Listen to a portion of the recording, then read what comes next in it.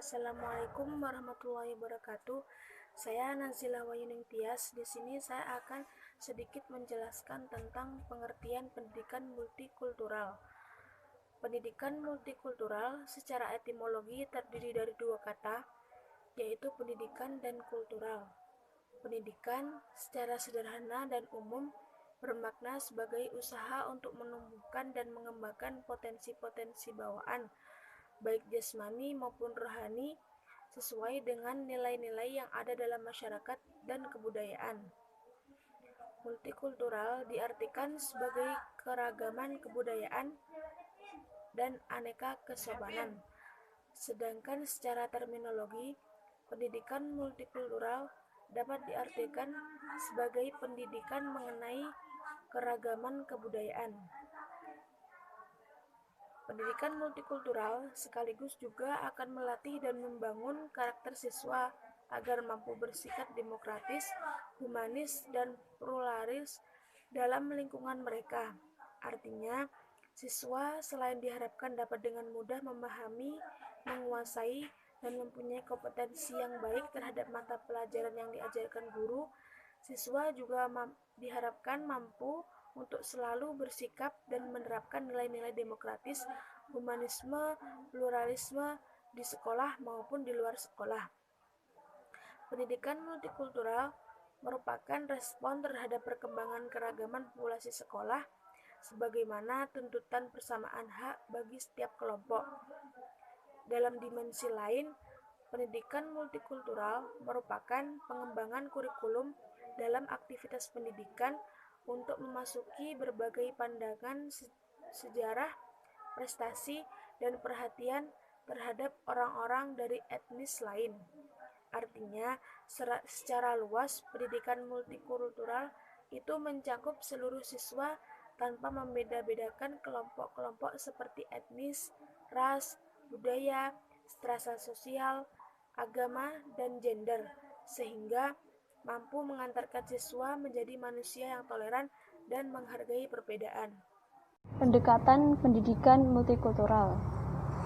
Bentuk pengembangan pendidikan multikultural di setiap negara berbeda-beda, tergantung dengan permasalahan yang dihadapi oleh masing-masing dari negara tersebut.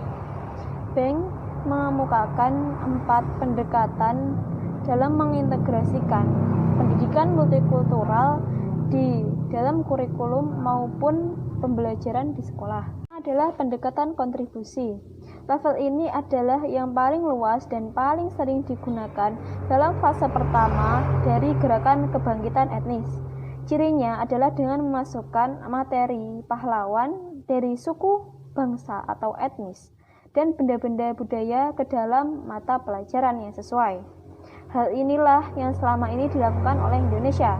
Substansi pendidikan multikultural pada tahap ini adalah menanamkan kepada siswa bahwa manusia yang hidup di sekitarnya atau di tempat lain memiliki kebudayaan yang beragam. Yang kedua adalah pendekatan aditif. Pada tahap ini dilakukan penambahan materi, konsep, tema, perspektif terhadap kurikulum tanpa mengubah struktur, tujuan, dan karakteristik dasarnya. Pendekatan aditif ini sering dilengkapi dengan buku, modul, atau bidang bahasan terhadap kurikulum. Pendekatan aditif ini sering dilengkapi dengan penambahan buku cerita dari berbagai daerah maupun negara lain. Kemudian ada CD pembelajaran, kemudian modul pembelajaran pendidikan multikultural, dan bidang bahasan terhadap kurikulum tanpa mengubahnya secara substansif. Yang ketiga adalah pendekatan transformasi. Pendekatan transformasi berbeda secara mendasar dengan pendekatan kontribusi dan aditif. Pendekatan transformasi mengubah asumsi dasar kurikulum dan menumbuhkan kompetensi dasar siswa dalam melihat konsep, isu, tema, dan problem dari beberapa perspektif dan sudut pandang etnis. Perspektif berpusat pada aliran utama yang mungkin dipaparkan dalam materi pelajaran. Siswa boleh melihat dari perspektif yang lain. Bank mengemukakan ini sebagai proses multiple acculturation sehingga rasa saling menghargai, kebersamaan, dan cinta sesama dapat dirasakan melalui pengalaman belajar. Keempat adalah pendekatan aksi sosial. Pendekatan ini mencakup semua elemen dari pendekatan transformasi, namun menambahkan komponen yang mempersyaratkan siswa membuat aksi yang berkaitan dengan konsep, isu, atau masalah yang dipelajari dalam unit. Tujuan utama dari pembelajaran dan pendekatan ini adalah mendidik siswa melakukan kritik sosial dan mengajarkan keterampilan membuat keputusan untuk memperkuat siswa dan membentuk mereka memperoleh pendidikan politis. Sekolah membantu siswa menjadi kritikus sosial dan reflektif dan partisipan yang terlatih dalam perubahan sosial. Assalamualaikum warahmatullahi wabarakatuh. Baik, selanjutnya untuk materi yang saya akan jelaskan yaitu implementasi pendidikan multikultural di kelas. Nah, seperti yang dijelaskan sebelumnya, pendekatan pendidikan multikultural itu ada 4, dan di sini implementasi pendidikan multikultural di kelas itu saya bagi menjadi 4 juga.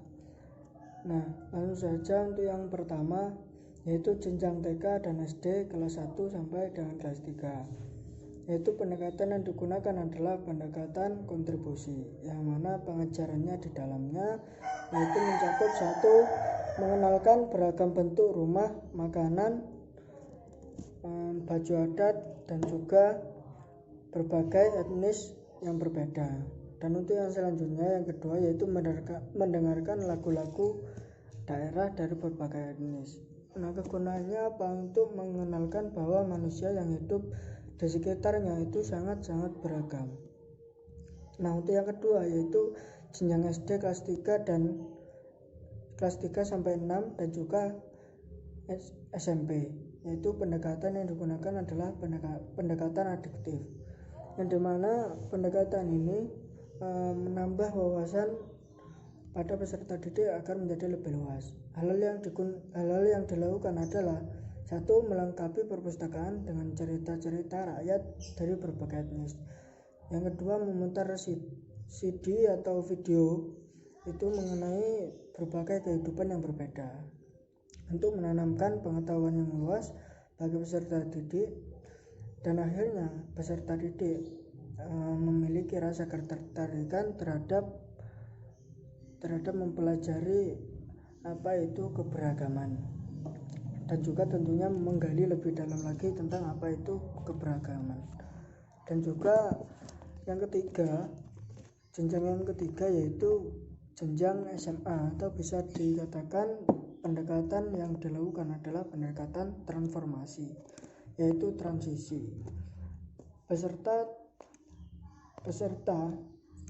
didik pada jenjang ini sudah memiliki sudut pandang tersendiri dan mengerti akan isu, tema, dan juga konsep-konsep yang ada di dalam keberagaman. Nah, bentuk pengajarannya yaitu 1. Membentuk kelompok diskusi yang dimana di dalamnya itu ada berbagai etnis yang berbeda.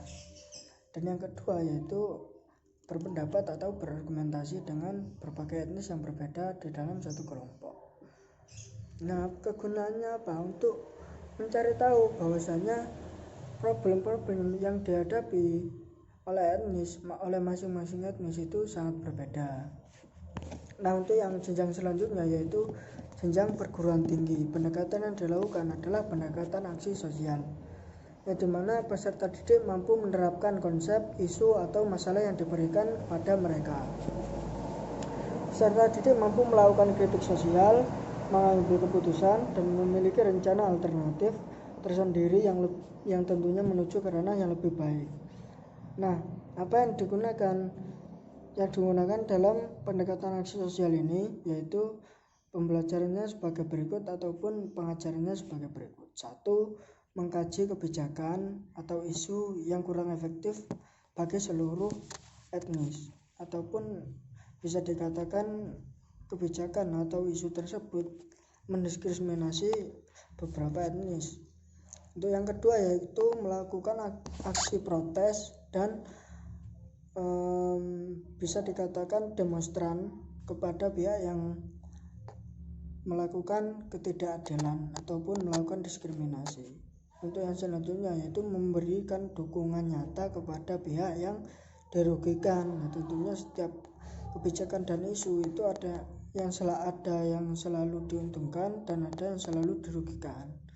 Nah, untuk yang selanjutnya itu membuat jaringan kerja. Perlu diketahui bahwasanya pada jenjang perguruan tinggi ini para peserta didik sudah mampu melaksanakan isu-isu dan juga konsep dan mempunyai sudut pandang yang lebih tajam dibandingkan jenjang yang sebelumnya. Nah, tujuan daripada pendekatan aksi sosial ini adalah berperan aktif dalam hal sosial, baik dalam skala regional, skala nasional, dan juga skala internasional. Mungkin cukup itu saja yang bisa saya sampaikan, kurang lebihnya mohon maaf. Kita lanjutkan ke materi berikutnya. Bismillahirrahmanirrahim. Assalamualaikum warahmatullahi wabarakatuh. Baik, di sini saya akan menyampaikan materi yang terakhir, yaitu tentang solusi guru agar mampu menerapkan pendidikan multikultural. Nah, di Indonesia sebagian besar belum menerapkan pendidikan multikultural sebagaimana mestinya. Oleh karena itu, guru perlu memahami langkah penting dalam menerapkan pendidikan multikultural. Sebelum melangkah atau menerapkan pembelajaran multikultural, hendaknya guru memahami apa tujuan pendidikan multikultural.